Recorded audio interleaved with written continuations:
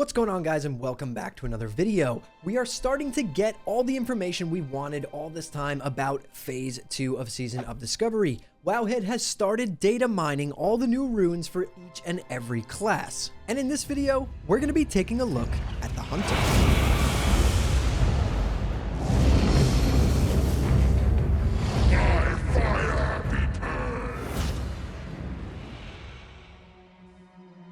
Alright, so going over the Hunter runes, let's start with the Belt runes. We have Engraved Belt Aspect of the Viper.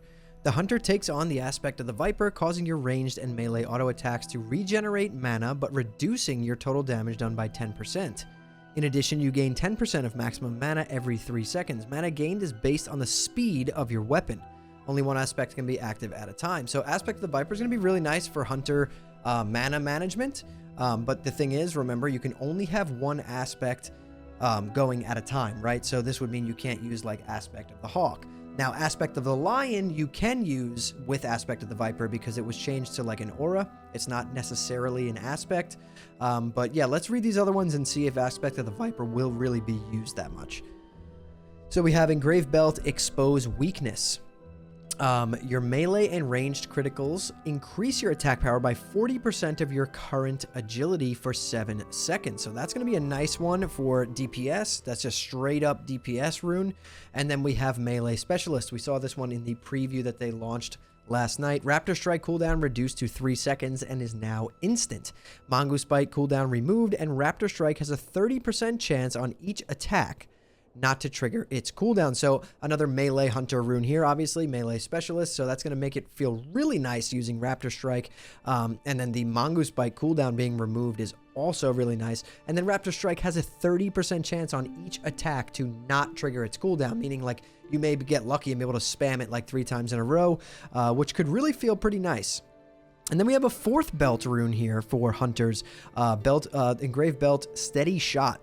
Steady Shot that causes 60% range weapon damage. So this is going to basically be like a filler shot. Steady Shot's always been like a filler shot. So I guess we're going to have to wait and see how that's going to be. But I'm assuming that Exposed Weakness is going to out DPS Steady Shot. But again, I'm not a Hunter main. I'm not really sure how that's going to work, but interesting nonetheless. So moving on to our boot runes, we have Engraved Boots Dual Wield Specialization. Sorry, I need to catch my breath there. I'm talking so much here.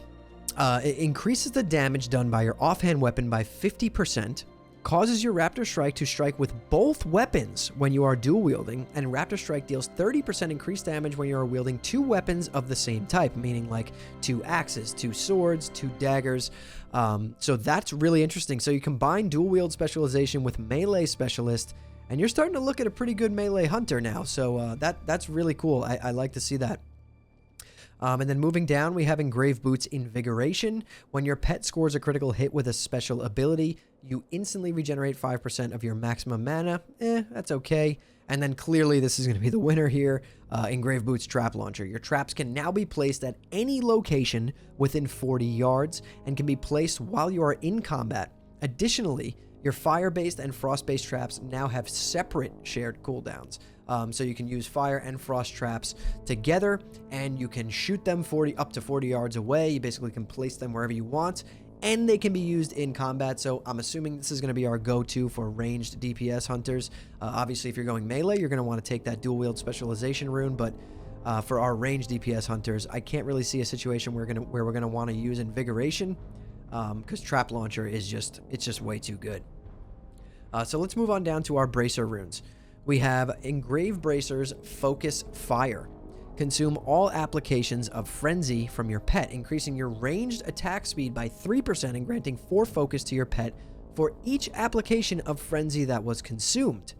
Your pet gains Frenzy each time it uses a basic attack, increasing its melee attack speed by 6% for 10 seconds and stacking up to 5 times. So basically, the way this is going to work is your pet is gaining Frenzy by attacking, right? And then you can pretty much consume that Frenzy and increase your own attack speed. But then again, while you have this rune on, your pet is gaining Frenzy every single time that it uses a basic attack. And this lasts 20 seconds. So if you do the math, you could pretty much keep this up almost all the time. It doesn't say, like there's no like cooldown or you can only use this once every minute or anything weird like that. Like, so I'm assuming this is going to be something you're going to want to maintain up on yourself as Focus Fire. So that is really interesting. That's a humongous DPS increase for hunters right there. And then moving down, we have Engraved Bracers TNT. Increases damage done by explosive shot and all your damaging traps by 10%. So basically making all your fire spells like explosive shot and all your fire traps do 10% more damage. Again, though, I think Focus Fire is going to be stronger than that. I really can't see a situation where that is going to outscale Focus Fire. Maybe for clearing trash and things like that. You could swap to Explosive Shot and be dropping a bunch of fire traps everywhere. And then on bosses, switch back to Focus Fire. I don't know. Let me know what you guys think about that. But that is all the Hunter runes that we have seen here. But some pretty good stuff. I would say my favorites are going to be Exposed Weakness, Melee Specialist, and Dual Wield Specialization. This is going to be just an awesome combination. Yeah, Melee Specialist and Dual Wield Specialization. It seems like they're going to make Melee Hunter pretty strong. Like, I think it's going to be really strong judging by these two runes. I'm not sure if there are going to be any more coming out, but, you know, this is a good amount of runes. They got some pretty cool stuff. Trap Launcher is just, it makes playing Hunter feel so much more fluid. It just feels better. Not being able to place your traps in combat has always felt like super clunky for hunters, right? So I think that giving them Trap Launcher was just such a nice thing. And the TNT rune, not sure how that's going to fit in, but I'm sure there's going to be some situations where it works. Like I said, maybe for clearing trash or like speed runs, you want to do a ton of AoE damage with your traps and explosive shot. TNT would definitely come into play over Focus Fire. Focus Fire is going to be more for like single target boss fights and things like that.